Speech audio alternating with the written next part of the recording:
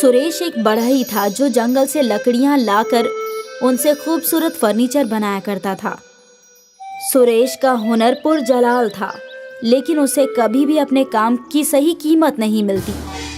सुरेश भाई, मैं इस मेज के बस 1000 रुपये ही अदा कर पाऊंगा। ठीक है भाईजान, चलेगा।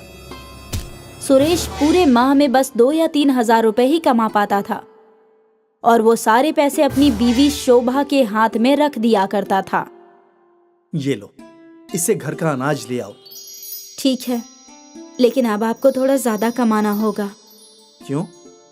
क्योंकि हमारे घर एक जल्द ही नया मेहमान आने वाला है। वाकई? हाँ।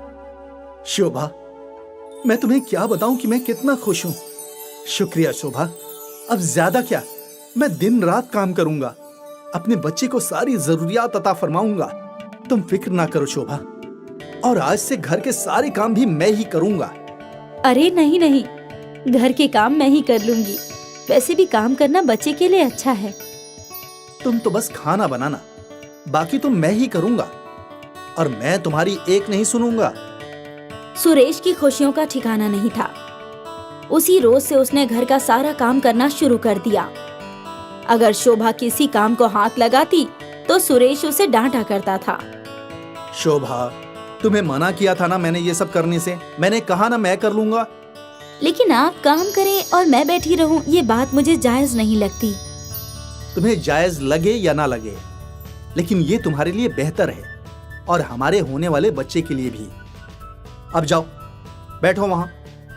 डांट सुनकर शोभा एक कोने में बैठ गई और सुरेश ने सारे काम निपटा दिए। सारे काम खत्म करके सुरेश शोभा के साथ बैठ गया और ढेर सारी गुफ्तगू करने लगा। दोनों अपने होने वाले बच्चे के बारे में सोचकर बहुत खुश थे। सुरेश अपनी बढ़ईगिरी का काम भी किया करता था और घर का सारा काम भी, लेकिन वो खुद बेहद खुश था। वक्त गुजरा और शोभा ने एक बेहद खूबसूरत बेटी को जन्म दिया। सुरेश ने अपनी बेटी को गोद में ले लिया और उसके आंसू बहने लगे। अरे आप रो क्यों रहे हैं? रो नहीं रहा, ये तो खुशी के आंसू हैं। सुरेश ने अपनी बच्ची का माथा चूमा। ये सुरेश की जिंदगी का सबसे खूबसूरत लम्हा था। कुछ रोज बाद सुरेश और शोभा अपनी बेटी को घर ले आए। अब सुरेश पूरे वक्त बच्ची के आसपास ही रहता था। ये गर्मियों का मौसम था और सुरेश की छोटी सी परी गर्मी से परेशान थी।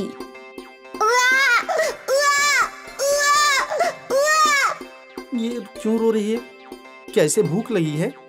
नहीं, अभी तो दूध पिलाया है। तो फिर ये रो क्यों रही है? शायद इसे गर्मी लग रही है। शोभा ने बच्ची को लपटा हुआ कपड़ा खोल दिया और बच्ची थोड़ी सी सुकून में आई। कुछ देर बाद वो फिर से रोने लगी।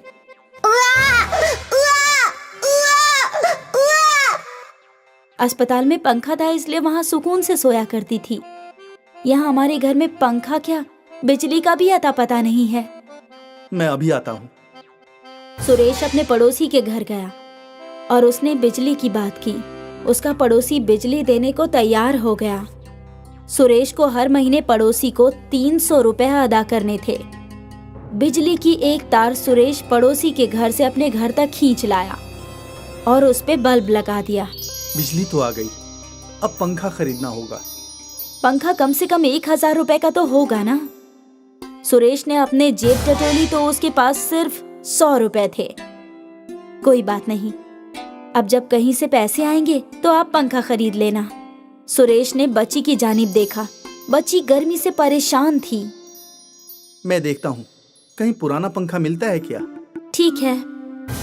सुरेश कबाड़ की दुकान में पहुंचा। अरे भाईजान, आपके पास कोई पुराना पंखा है क्या? हाँ, एक है, लेकिन उसकी बॉडी खराब है, लेकिन मोटर चल रहा है। तुम्हें चाहिए तो ले लो, बॉडी बदल लेना। कबाड़ी ने सुरेश को एक पुराना सीलिंग फैन दिखाया जिसकी बॉडी टूटी हुई थी। क्या दाम है इसका? वैसे तो 100 रुपये है, लेकिन इसकी बॉडी इतनी टूटी हुई है, इसलिए तुम 50 रुपये दे दो। ठीक है। सुरेश ने उस आदमी को 50 रुपए दे दिए और वो पंखा खरीद लिया। पंखा खरीद कर सुरेश हार्डवेयर की दुकान पर गया। अरे भाईजान, इस पंखे की बॉडी और ब्लेड कितने के पड़ेंगे?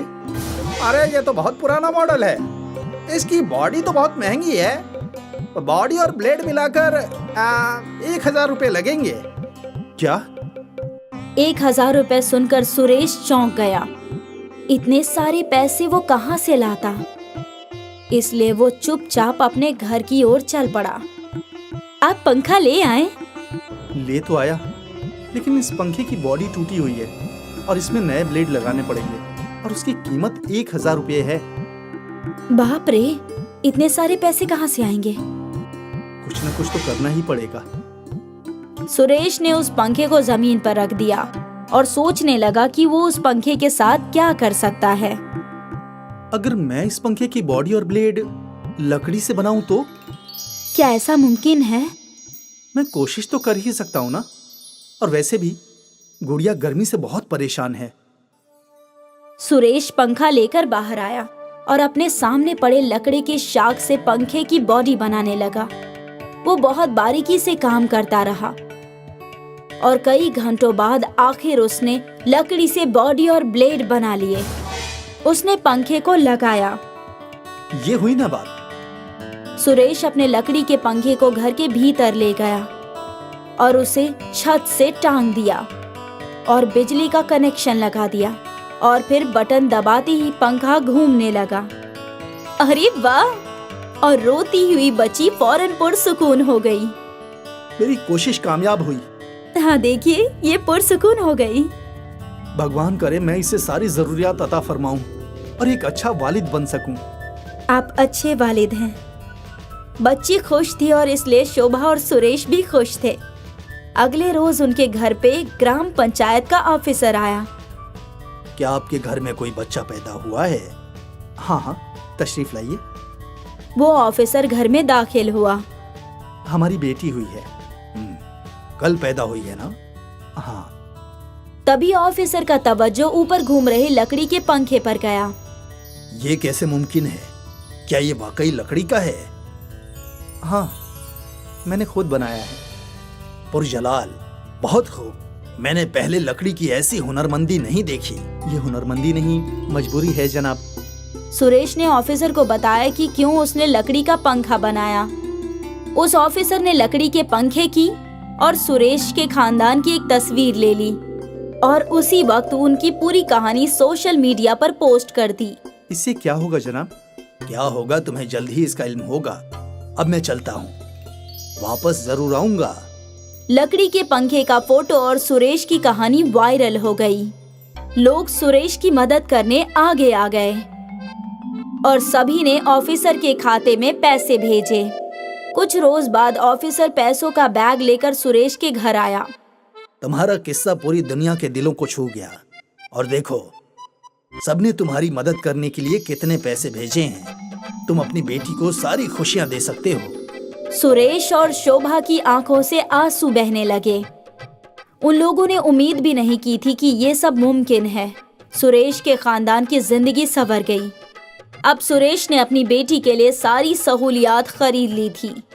वो खुश था और ये सब सिर्फ उस लकड़ी के पंखे की बदौलत।